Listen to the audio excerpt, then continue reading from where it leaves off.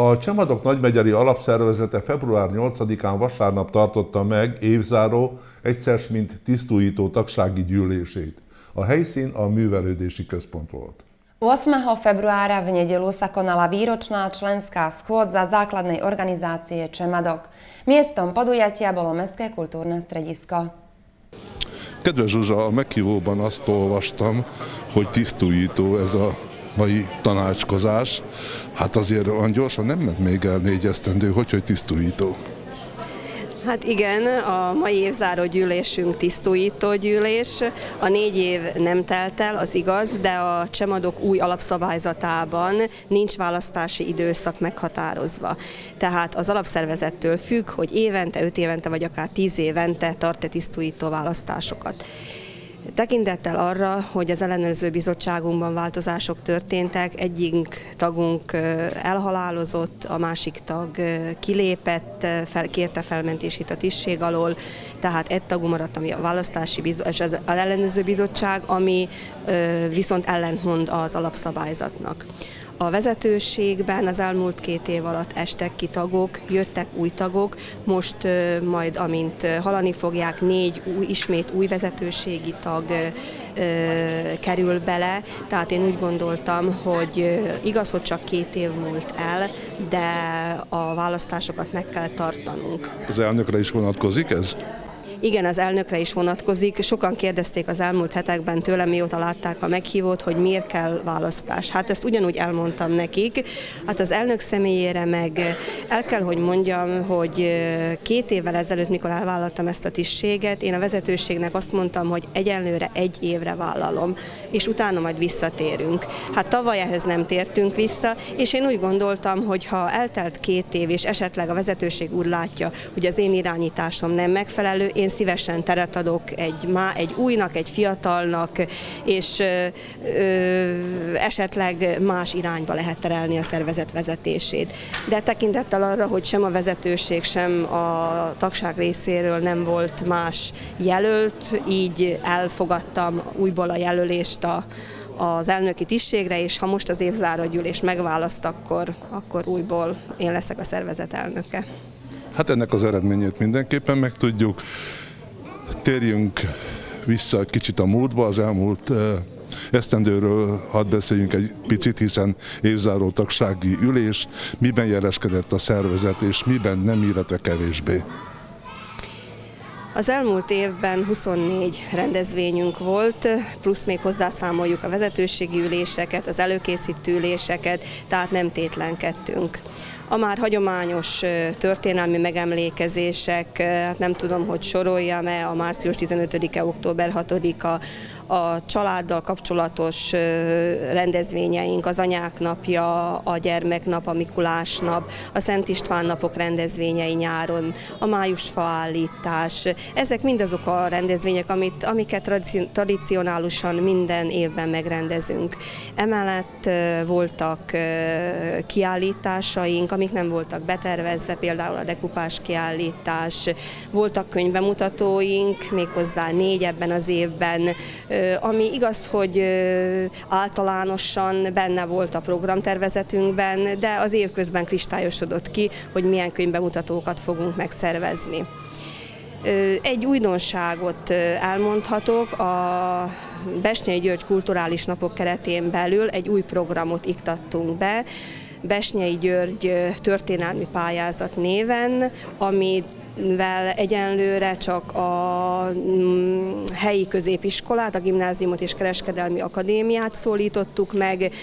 Sikeresen 9 pályázat érkezett be rá, amit szakmai zsűri, tehát történelemtanár, a helyi iskolának az igazgatója értékeltek ki, és egy nagyon helyes kis pályázati dolog jött ki ebből az ötletből. A jövőben ezt szeretnénk esetleg kiterjeszteni, a környező középiskolákat is megszólítani, esetleg az alapiskoláknak a utolsó végzős osztályait, és úgy gondoljuk, hogy ezzel ismét egy hagyományt indítottunk el a kulturális napok keretén belül. Ha már pályázatot tetszett említeni, akkor mennyire jellemző a szervezetre, hogy pályázik? Hát minden évben pályázunk a Bethlen Gábor alapnál, és el kell mondanom, hogy A szlovák kormánynál, nem, bocsánat, hogy közben szóltam. A szlovák kormánynál a 14-es évben nem pályáztunk, mivel a kormányhivatal által kiírt pályázatban nem találtunk olyan alcímet, amiben a szervezetünk tevékenysége közül bármelyik rendezvényt be tudtuk volna iktatni. Hát most elmondhatom, hogy ez igaz, hogy nem a kormányhivatal, de viszont a megyei pályázatban már az idén meghirdetett pályázatban szerencsére találtunk olyan részt a pályázatban, ahova mi is pályáztunk, hogy majd ez sikeres lesz, vagy nem, azt majd a jövő évben fogom tudni megmondani. Reméljük lesz rá alkalom, hogy megkérdezzük. Még egy picit hogy kis időt töltsünk a 2014-es esztendőben, mi az, amit azon túl, hogy sikerült megvalósítani, sőt terven felül is, hogy így fogalmazzak, amit viszont nem. Tervezték, de nem. Hát, amit terveztünk, az a szervezet tagságának a fiatalítása, tehát a korösszetételnek a javítása. Ez egy hosszabb program. Hát ez egy hosszabb program, és nem azt mondom, hogy ez egy örökös feladatunk lesz, de biztosan, hogy hosszú távú feladatként kell rá tekinteni. Nem csak mi ránk vonatkozik ez, hanem szerintem az összes környező Csemadok szervezetre, sőt nem csak a Csemadok szervezetre, hanem az összes társadalmi és civil szervezetre, hogy valahogyan sajnos a fiatalokat nem tudjuk megszólítani, semmi sem más szervezetek a közösségért való munkára. Annyit viszont el kell, hogy mondjak, és egy kicsit bizakodással is tekintek ezzel kapcsolatban a jövőre, hogy most 4 új taggal bővül a szervezetünk, mind a 4 fiatal, és remélem, hogy azáltal, hogy a korösszetétel is javul, ők az ötleteikkel, javaslataikkal biztosan fordulatot is fognak hozni a szervezet munkájába és a vezetőségnek a tevékenységébe is. És talán a 600-as létszám marad, vagy legalábbis ennek a számnak a környékén tanyázik jelen pillanatban a szervezet, ami végül is még országos viszonylatban is kiemelkedő eredménynek számít, noha ez azért nem 1000-1100 tag, mint annak idején. Hát igen, az 1100 tag valamikor a múltban lévő létszám lecsökkent durván a felére, de 600 körüli tagságot tartunk nyilván még ebben az évben is, január 1-éhez pontosítva. És egy valamit szeretnénk még, hogyha tisztáznánk itt, van-e a Csemadok alapszervezetnek, mármint a nagymegyeri alapszervezetnek, van-e valamilyen csoportja, művészeti vagy valamilyen más, vagy tartozik-e csak részben hozzá valamelyik csoport, illetve ezek a művelődési központ, illetve más intézmények keretében működnek, más szervezetek keretében működnek. Hát sajnos azt kell mondanom, hogy hozzánk, mint szervezethez nem tartozik egyetlen művészeti csoport sem.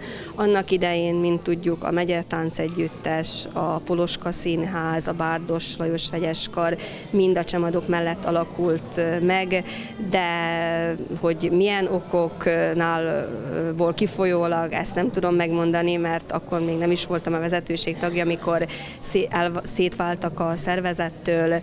Ma már vagy önálló jogi személyként, vagy non-profit szervezetként működnek, vagy pedig a Városi Művelődési Központ alá tartoznak. És ezt nagyon sajnálom, mivel valahol úgy érzem, hogy ha a kultúra tekintetében a szervezet mellett alakultak ki, akkor valahol ott lenne a helyük a szervezet mellett.